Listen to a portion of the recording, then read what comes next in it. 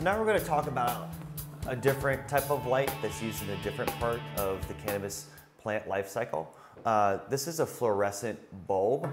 And normally you see fluorescence like in office spaces, in big industrial warehouses, things like that. And they're hanging up at the top of the ceiling. And they have these certain types of fixtures. But for the indoor gardening community, they developed a certain specific types of compact fluorescents that will produce very well or mainly specifically used for cloning. So they have different spectrums. Some have blues, some have reds. This one in particular here is made by Spectra Lux, and it's a very high output. It's different from your regular high output fluorescents. Okay, so for your high output fluorescents, you probably want to use them specifically for cloning. Okay, they produce minimal light. That's all the light that a clone needs to be able to produce roots. And so using that over top of let's just say a humidity dome or a cloning machine will work pretty adequately. Okay, it'll produce what it needs to, and that's all you really need for that. Now, when it comes to using very high output fluorescents, that can be used for your vegetative phase. You may be able to just take it and separate it into a matrix of metal halide and fluorescence just to minimize your power consumption.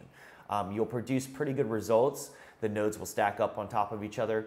But for the most part, these put out like 70 watts a bulb. So it is still pretty high, but in the same sense, you get the production that you're looking for with minimal electricity. You want to try to minimize that as much as possible, and it's going to minimize the amount of expense that's going to cost to actually operate it. So for fluorescence, I could recommend using these, like I said, for the vegetative cycle or for cloning only. I would not use them for flowering because they just don't produce. Even if a product manufacturer says, okay, it's got the red spectrum, it's designed for that. Yeah, using it as a supplemental light is okay, but not using it as a primary light and just using off fluorescence. You won't produce what you're looking for. Another bulb I want to talk about is just a simple bulb, such as a green bulb, such as this.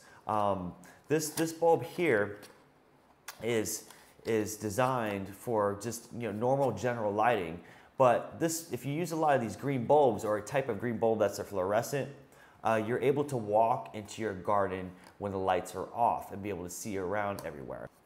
It won't mess with the photo period of the plant, which normal lights do. Like if I was to turn on an incandescent light, a regular white light, a red light, any other spectrum, it will disrupt the photocycle of the plant and you'll be behind a day or two because of that reason. But if you use a green light, it won't do that. So make sure that you use green lights in your garden so that way you can go in there and inspect during night hours, or just say you want to do some foliar spraying and your lights have to stay off, but you need to be able to see what's going on in there, things like that. It's good to use green lights. So again, you only use high output fluorescence for either cloning or vegetative purposes. You can mix them with either, depending on the spectrum, you can mix them with your metal halide or your HPS, but I would not use them standalone.